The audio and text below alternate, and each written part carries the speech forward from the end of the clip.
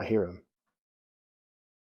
So lore update. So since the previous video when I said we're fostering a third dog at the moment, to a surprise to absolutely no one, we kept Sadie. So Sadie is now an Ashen. So yeah, there's that. Hey guys, it's Ashen from Ashen Warrior Props, and today, to kick off Zelda month, we're going to build a prop from Days Gone. My original intent was to have this video up on Halloween right after the scrap build. Didn't happen, life gets in the way. As I said, I just got 3 dogs. This is not going to be like our typical build either, because this was done without a template. I literally just threw this together with mostly scraps and a baseball bat that I found at Goodwill. A prop Baseballbat-Axe. Trigger warning, there is some fake blood and stuff on this if that freaks people out. Let's start with what I'm going to put this down because the urge to swing it is too strong. No, I'm going to hold it. Nope, I'm going to put it down. So, anyway, I'm going to hold it. No, I'm not, because the dye is still, it's going to get in my hair. Okay, it's going there. Frog break. I don't know, that was a dumb bit. Ryan, feel free to cut that out. I have been without ADHD meds for like a solid 3 weeks, and my body is about to crumble. For this build, let's finally get into this. So what I ended up doing was the main base of this is a plastic baseball bat, a baseball bat. We are building the Baseballbat-Axe, but the base of this build is a plastic baseball bat. I found this one at Goodwill for like $5. I've seen this exact model. It's from Easton, who I know they make legitimate baseball bats. On Amazon, you can get the base for like $20. That's a lot to spend on something you're going to break. So any regular old plastic baseball bat, or you can find good foam ones, will do. The reason I'm saying not to use a wood one is because if this is a prop that you're going to take to a convention or whatever, the less real parts, the better. Especially if you're a haunted attraction actor, or again, you're going to a convention, having the less real deadly components in your prop is going to serve you. You will not get tackled by security. I mean, you might, because this thing looks real. Yeah, what do I know? Plastic baseball bat. Once you get your plastic baseball bat, I used some scrap medical adhesive tape for the grip. So medical adhesive in a plastic baseball bat axe will send you well on your way. I did use HD foam for this. The blade in and of itself is HD foam. I actually think in the clips I used orthotic foam. Use HD instead. HD is better. I was just short on my supply run. So HD foam. You can also use some PVC sheet plastic for the core of the blade, or you can do some, I think I ended up using PETG or PETG sheet. Whatever's cheapest. There is something. Did I not? I 100% did not pull a piece of the plastic out of this when I cut it. Well, good thing it's just going on my display wall. The barbed wire. The barbed wire is not real barbed wire. You can get this stuff on Amazon or at a local haunt attraction, pretty much. You can weave this stuff really simple. It is essentially just leather cord, and there are tutorials online everywhere for how to make fake barbed wire, or you can get a spool of this. It looks incredibly realistic. It's just silver leather cord. You can get that on Amazon for a few bucks. The hardware that you see on here is legitimate hardware. The only reason why is because I could not find fake versions of nails and screws. So if you are a haunted attraction actor that wants this, do not use real nails, or contact somebody that will mold and cast you one rather than using real nails. Or if you have to use real nails, use something that is aluminum, zinc, or stainless steel, something that doesn't rust. And I am just twirling the crap out of this. This is going to live forever right there. I told you the urge to twirl it is too much. Let's get into the video. For starters, I took my plastic baseball bat axe and I went ahead and I scuffed the whole surface of this using 80 grit sandpaper. The reason we do this is so that later on down the line, paint is going to stick better to it, glue is going to work better on it, and it knocks down some of that plasticky effect. If you look closely here, you can see it has a nice wood grain texture on there, but it is cut deep. Oh my God, stop! It is cut deep, so that takes away a little bit from the realism. So the aim of scuffing this is, again, to promote adhesion later. The dogs are absolutely having a field day upstairs. Promote adhesion, dull down the texture, and those two things. Once we've got that done and dusted on there, we can go ahead and start focusing on the saw blade. The saw blade. What I ended up doing was finding a 24 to 32 tooth saw blade image online. I printed that out and cut it. You can also laser it depending on if you have that tool or not. What I ended up doing was doing 2 sheets of 2mm HD foam. This way, when I roll it over my core, it's going to still retain the realistic thickness of a legitimate saw blade. We're then going to talk about the core for it. As you see here, the blade does not flop. The teeth of it do bend. And the reason that told you this stuff isn't dry. I literally went from finishing painting to recording this. And the reason we're going to do this is to make sure the teeth, if you are a haunted attraction actor or someone goes to grab this, if they grab the part that looks like it should hurt, it bends, and it's safer this way. Anytime you're working with something that looks like real world dangerous components, you run the risk of scaring somebody. People do weird shit when they're scared. So yeah, as I point this threateningly at you. Once you've got your saw blades cut out, we're then going to talk about the core. So for the core on mine, I ended up using some PETG sheet. The PETG sheet, I actually cut in the circle at the base of the teeth shape right here. This way, when I glue my 2 pieces of 2mm together on top of the sheet, it's going to create what looks like a edge. So that way we don't have to do a whole lot of sanding later.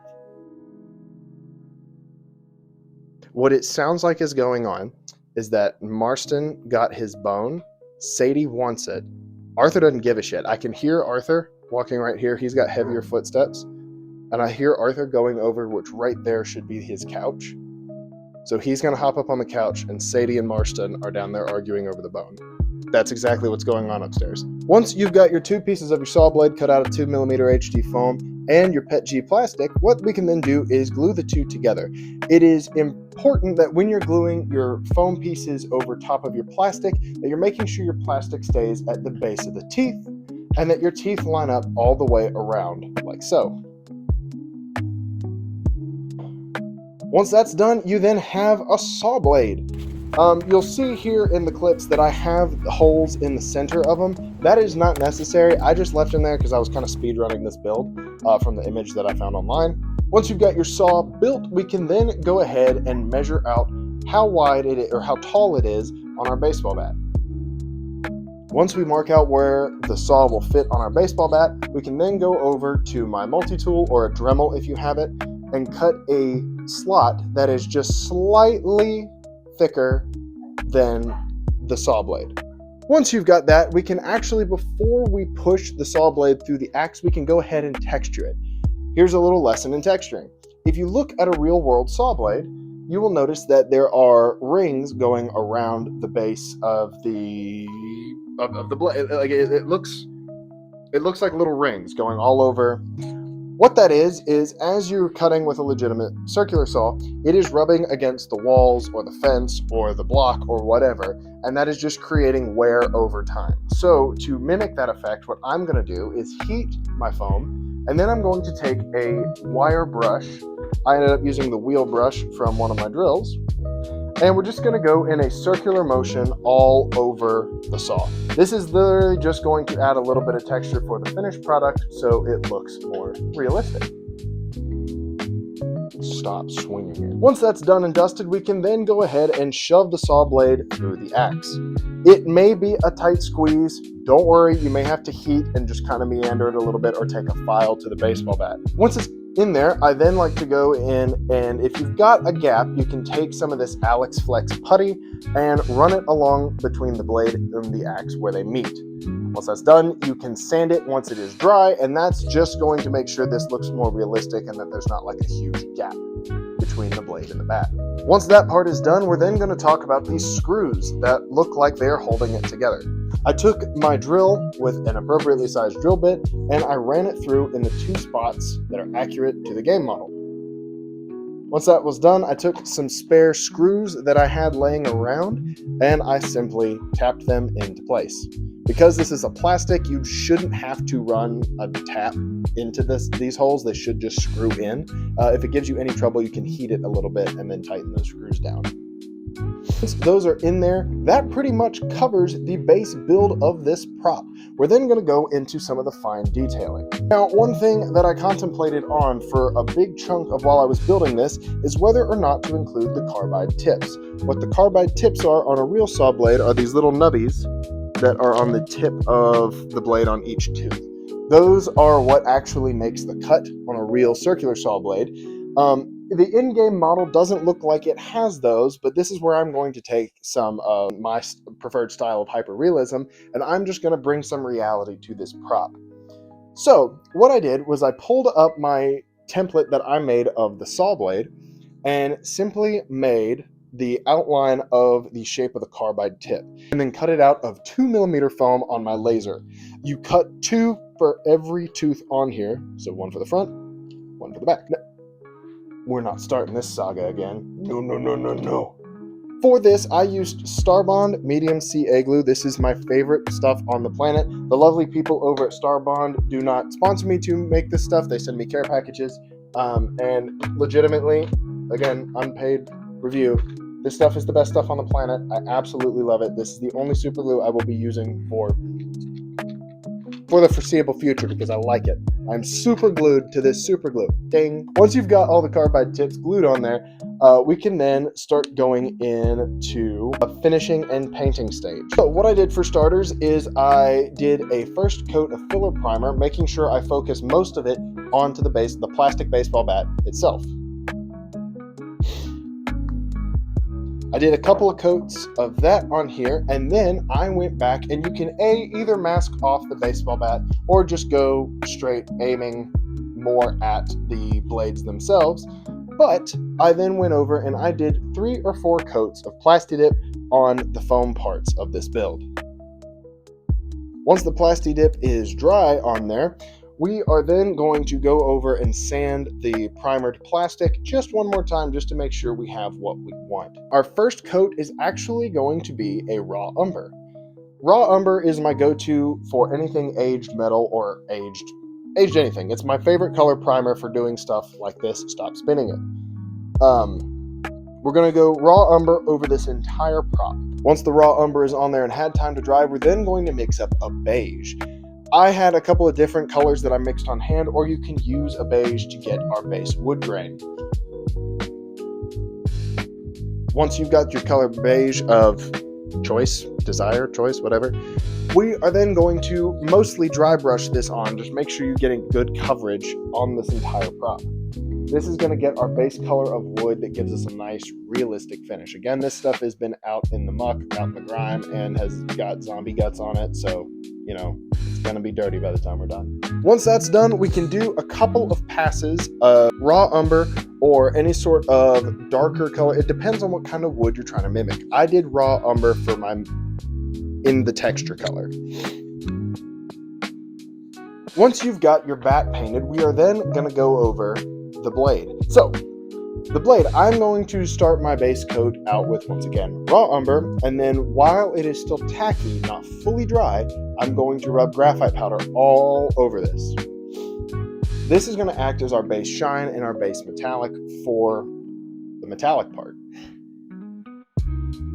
Once the graphite powder is on there and the undercoat has had time to dry, we can then go into weathering. My weathering techniques for this are similar to most of my other Fallout stuff. I'm going to take a mixture of raw umber and dirty down sprays and lightly dry brush them, spritz them on, wipe them off, and oftentimes going back with a piece of steel wool, going over it to make sure the paint stays in the texture to really make sure this thing pops.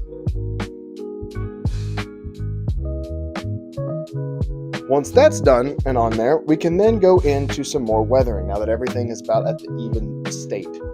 Once again, you can use some dirty down sprays or some raw umber, some lighter beiges to highlight the extra colors, you name it. Once you're satisfied with your level of wear and tear on the prop, we are then going to go in and start doing the nails and barbed wire and the grip. This is the final home stretch of this build. So, for this, what I ended up doing was drilling 3 holes in the kind of somewhat center of where the blade is, but on the bat.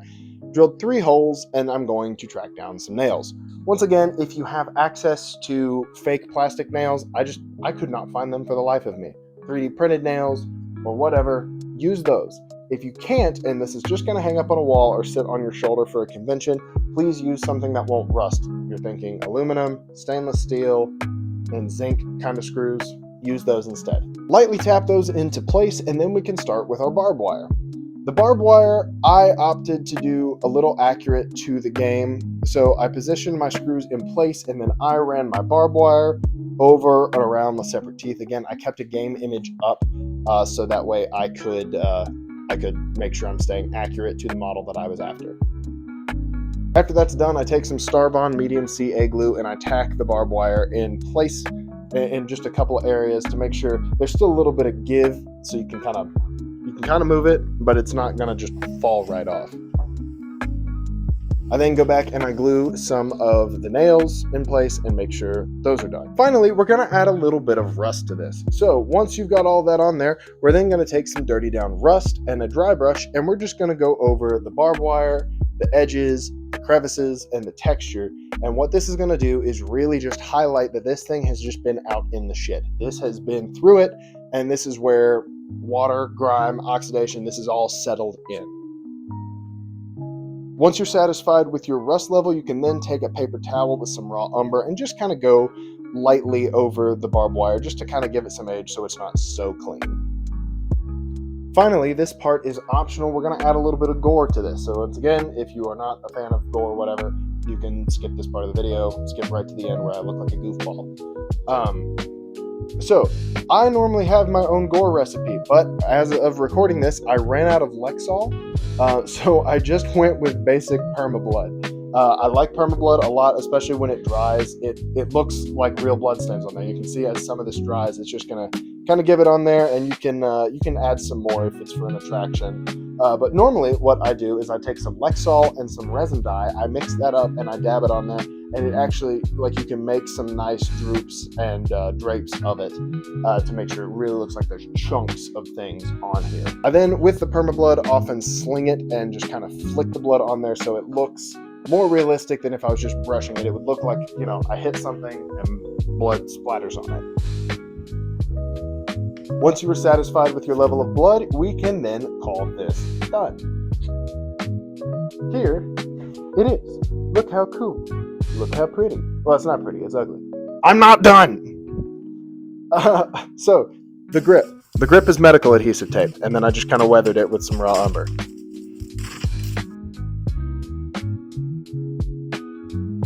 Yeah, here this is. Yeah, it's cool. This is one of my favorite, like, post-apocalyptic weapons from any media. I love Days Gone. I think that game should have absolutely done better. I really hope we see a Days Gone 2 in my lifetime, because I love that game. I had so much fun with that game, and it's not just because I have the world's biggest man crush on Sam Witwer. If you see this, Sam Witwer, I will give you this. If you want this, it's yours. This is a fun prop, super simple. You can do it in an evening. It looks really cool, especially hanging up on a wall. My original one that I had for like ever, I loved. I was very heartbroken when I had to get rid of it. But yeah, there you go. There is the Baseballbat-Axe from Days Gone. It is November as of recording this video, and that is Zelda month. If you follow my Instagram, I did a cool Majora's Mask, and I have some other Zelda props that I really want to get done for November. Stay tuned for that. I have some other stuff planned as well. Melania's helmet, I have started recording that. Helldivers is being edited. The NCR Ranger sewing video, that is done. My wife is actually upstairs sewing the thing for me so I could finish this recording right now. So she is upstairs recording that, so I could come down here and do this, because I'm trying to be back on the grind for this. But yeah, thank you guys so much for watching. I really hope you enjoyed. Stay tuned for the next video. I guess it's thumbnail post time.